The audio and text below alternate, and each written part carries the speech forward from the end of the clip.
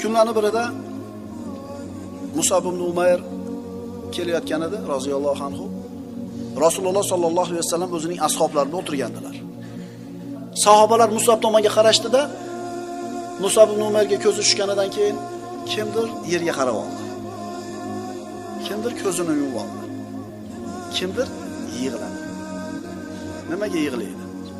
Islomdan avval hammani e'tiborini o'ziga tortgan, kiyimni eng zo'rini kiygan, atirlarni eng afzalini ishlatgan, yigitlarni guli bo'lib yurgan Musab ibn Umayr bugun yirtiq, yamoq, eski, yudab ketgan kiyimlarni kiyib kelardi. Ashoblar avvalgi holati bilan hozirgi holatini ko'rib yig'lashdi ba'zilar. Hayya alal falah.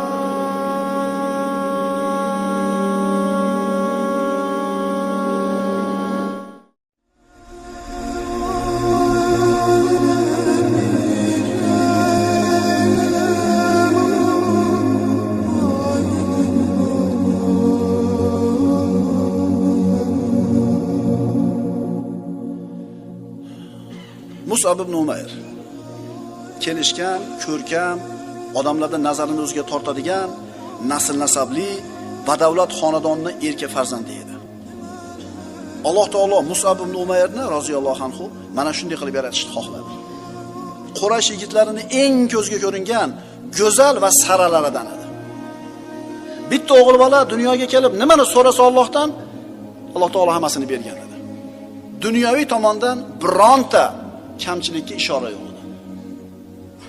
Makka ahlining eng xushbo'y yigitlaridan deyilardi. Sababi atirnimi, eng qimmatini, eng tozasini, eng sarasini ishlatardi. Musab ibn Umayr Makkaning badavlat xonadonida dunyoga keldi. Shu tufayli bironta bir qiyinchilik, kamchilik ko'rmadi, farovonlik, to'qchilik, ne'matning ichida usullik edi. Makkadagi yigitlarning ichida ota-onasi tomonidan eng ko'p erkalatilgan Musab ibn Umayr desak adashgan bo'lmaymiz. Nihoyatda yoqimli, go'zal yigit bo'lganligi uchun, chiroyli yigit bo'lganligi uchun Makka majlislarida albatta u kishi haqida gapiriladi. Xususan ayollar o'tirib qolsa, Musab ibn Umayr haqida albatta gap bo'lar edi. Qarang, chiroyi ham bor, pul ham bor, avtoritet ham bor, chiroyli bir figura ham bor, nasl nasab ham bor. Hamma yo'q borda. Lekin shu narsani hammasini iymon uchun kechgan bu kishi. Bu pallaga shu maishat hayoti ikkinchi pallaga iymon qo'yilganda iymonni tanlagan bu kishi. Iymonga kelganida u bilan onasining o'rtasida kechgan voqea. Musab ibn Umayrning onasi Xunos binti Malik. Shaxsiyati kuchli ayol edi. Har zamonda ham bo'ladi, shunaqa bir kuchli ayollar bo'ladi, shaxsiyati. Irodasi qattiq, yuragi bir quvvatlik, tili butun. Bunaqa onalardan farzandlari qo'rqadi. Xavotirda turadi. G'azabidan qo'rqib, roziligiga intiladi. Haqiqatan Musab ibn Umayr faqatgina islomga kirishidan avval onasidan hayqaradi.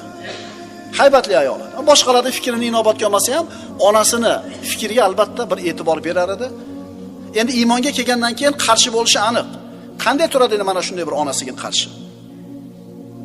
Islomda maxfiy tushga harakat qilib ko'rdi. Chunki sahobalarda juda ko'pi mana shu ishni tutar edi. Mana shu asnoda hali onasi bilgunga qadar Arqom ibn Abil Arqom roziyallohu anhuning uyida Rasululloh sahobalariga ta'lim berardilar. Sahobalar qatorida Musab ibn Umayr ham kirib ta'lim olar edi, qoldirmasin. Endi har qancha yashirmasin, baribir oshkora bo'ladigan narsa bir kun nima bo'ladi? Oshkora bo'ladi. Kunlardan birida Arqom roziyallohu anhuning uyiga berkinib, yashirinib kirib ketayotganida Musab ibn Umayr Usmon ibn Talha degan kishi ko'rib qoladi. Usmon ibn Talha keyinchalik sirat darslarida Amr ibn al-Os, Xolid ibn Valid va Usmon ibn Talha bo'lib Rasulullohni oldiga iymon keltirishganda Haybar g'azotidan keyin. Mana endi Usmon uni ko'rib qoldi-da, onasiga xabarni yetkazdi. Musab ibn Umayrning onasi so'roq qilishni boshladi, inkor qilmadi. Musulmon ekanini e'lon qildi. Musulmon bo'lganini e'lon qildi. Shunda onasi o'zini urug'ini yig'di. Qurayshning eng sharafli xonadonlaridan deb aytdik. Qavmi uni qaytarmoqchi bo'ldi iymondan. Musab ibn Umayr sabot bilan ularning oldida turdi. Qalbiga saodatni olib kelgan, ko'zidagi pardani ko'targan Qur'on oyatlarini ularga ham tilovat qilib berdi. Onasi bir shapaloq urib tinchitmoqchi bo'ldi-yu, ammo o'g'lini yuzidagi haybatni, undagi nurni ko'rib, qo'li qaltiradi. Birodarlar, ba'zida Alloh taolo o'zining mo'min bandasiga shunday bir haybatni beradiki, ulug'lik, go'zallikni ato qiladiki, yomonlik qilaman degan, borib turib betiga tikka gapiraman degan odam yuziga tushgan paytda o'rnida qotib qoladi. Mus'ab ibn Umayrni onasi bitta xonaga qamab qo'ydi. Hamma yaxshiliklarni olib qo'ydi. Kiyim-kechak, oziq-ovqat, qanaqa bir xayriyat bo'lsa qamab qo'ydi. Bu bilan qamab qo'ysam mushkula hal bo'ladi deb o'ylagan edi. Lekin mushkula hal bo'lmadi. Rasululloh sollallohu alayhi vasallam Habashistonga hijrat qilishga ruxsat berdilar sahobalariga. Mus'ab ibn Umar yo'lini qildi, ular bilan hijrat qilib Habashiston muhojiriga aylandi. Keyin musulmonlar qaytib kelganlarida Mus'ab ibn Umar ham ular bilan qaytib keldi. Kunlarning birida Mus'ab ibn Umar kelayotganida roziyallohu anhu Rasululloh sollallohu alayhi vasallam o'zining ashablari bilan o'tirgandilar. Sahobalar Mus'ab tomonga qarashdi-da, Mus'ab ibn Umarga ko'zi tushganidan keyin kimdir yerga qarab oldi. Kimdir ko'zini yumib oldi. Kimdir yig'ladi. Nimaga yig'laydi? Islomdan avval hammani e'tiborini o'ziga tortgan, kiyimni eng zo'rini kiygan, atirlarni eng afzalini ishlatgan, yigitlarning guli bo'lib yurgan Mus'ab ibn Umayr bugun yirtiq, yamoq, eski, yudab ketgan kiyimlarni kiyib kelardi. Ashoblar avvalgi holati bilan hozirgi holatini ko'rib yig'lashdi ba'zilar. Rasululloh nima qildilar? Bu holatni ko'rib, zavqlanib, muborak lablarida chiroyli bir tabassum paydo bo'lgan holda dedilar: "Laqad ra'aytu Mus'aban hada." Bu Mus'abni avvalam ko'rgan edim. "Va ma bi Makkata fata an'ama 'inda abawayhi minhu." Makkadagi biron bir yigit ota-onasi tomonidan bunchalik in'omga, bunchalik erkalatishlikka loyiq bo'lmagan edi. Summa taraka zalika kullahu hubban lillahi va rasulihi. So'ngra mana shu narsani hammasini Allohga va rasuliga bo'lgan muhabbat tufayli tark qildi dedilar. Ya'ni Rasululloh sollallohu alayhi vasallam achinib pas, zavqlanib, quvonib gapiryaptilar. Shunday qilib Mus'ab ibn Umayr to'kin sochi ne'matlar bilan to'lgan hayotida iymon yo'lini tanladi va bu narsalardan hammasidan mahrum bo'ldi. Islomdagi birinchi elchi Rasululloh sollallohu alayhi vasallamning elchisi. Mana shu vaqtda Rasululloh sollallohu alayhi vasallam Madina-i Munavvaraga, u paytda Yasribga Rasulullohga sollallohu alayhi vasallam bay'at bergan ansorlarga dindan ta'lim berish uchun bitta muallimni qo'shib yuborishni xohladilar. Endi Rasululloh kimni tanlaydilar? Mus'ab ibn Umayrni tanladilar va bu u kishi uchun ulkan sharaf bo'ldi. Bitta Mus'ab ibn Umar aytiladi Rasulullohning elchisi. Al-avval safirin fil Islam, islomdagi birinchi elchi. Qarang, mana shu paytda Rasululloh sollallohu alayhi vasallam atrofida Mus'ab ibn Umayrdan ko'ra yoshi kattaroq bo'lgan, sharaf jihatidan, bizning tilda avtoritet jihatdan ulug'roq odamlar bor edi, lekin Rasululloh Mus'ab ibn Umayrni tanladi. Birodarlar, nimaga endi Mus'ab ibn Umayr tanlandi? Alloh bilgan hikmat va mana shu hikmatlarda ayrimlarini sirat olimlarimiz sharhlab berishadi. Haqiqatan loyiq ekan deb o'rasiz. Albatta sahobalar, birodarlar, ulug' avlod. Bularda hammasi ulug' insonlar. Lekin mana shu ulug' insonlarning ichidan Rasululloh bu muhim ishga kimni tanladi? Mus'ab ibn Umayr. Nechiga kirgan edi shunda? 35 ga kirgan edi. Yoshni qarang.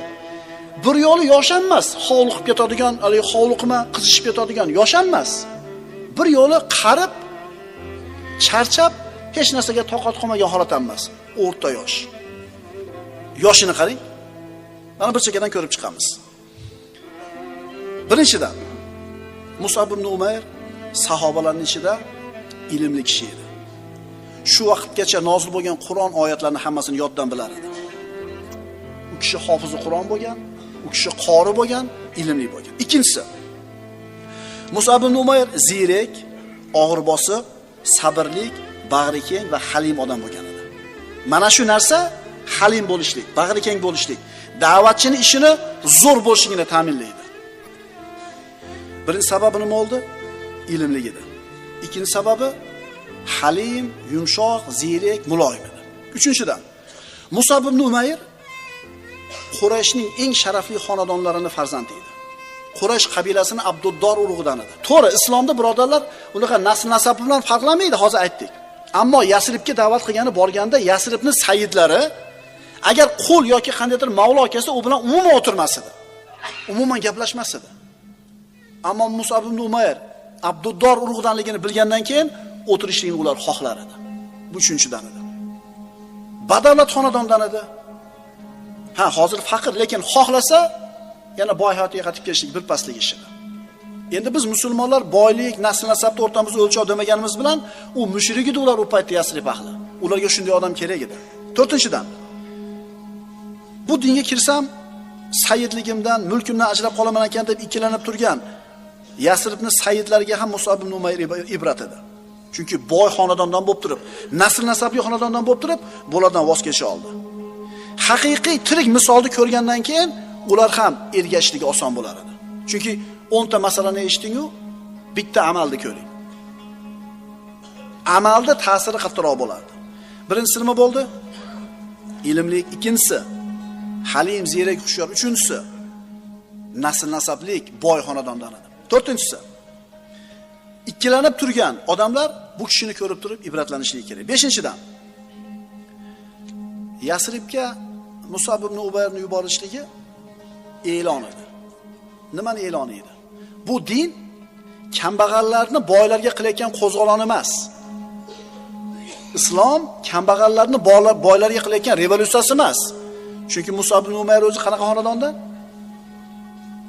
Oltinchidan Musab ibn Umayr dunyo fitnasi oldida sobit tura oldi. Dunyosidan kecha oladi. U bu sinovdan chiroyli suratda o'tdi. Onasining qo'lidagi dunyodan yuz o'gir oldimi?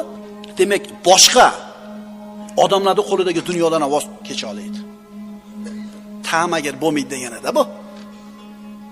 Onasining qo'lidagi narsadan kechdimi din uchun? Endi odamlarning qo'lidan hech qachon nima qilmaydi? Ta'na qilmaydi. 7-dan Musab ibn Umayr boshliqlik, rahbarlik, riyosat fitnasini yenga oldi. Banu Abduddor urug'idan bo'lgan bu yigit agar boshliqlikni, riyosatni xohlaganida dinga o'tmas edi. Islomga kirdi, oddiy musulmon qatori yashab yuraverdi. Agar rahbarlikni xohlaganida nima qilardi?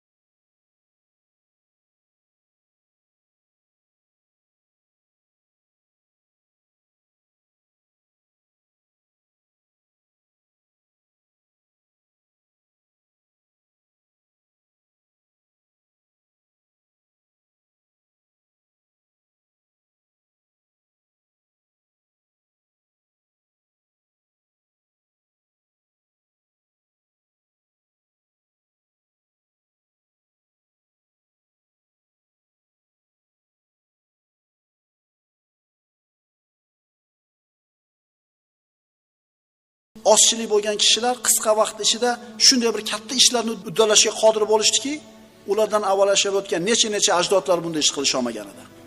Ular islomdan avval kim edi? Hech kim emas edi. Islom kelganidan keyin ular kimga aylanishdi?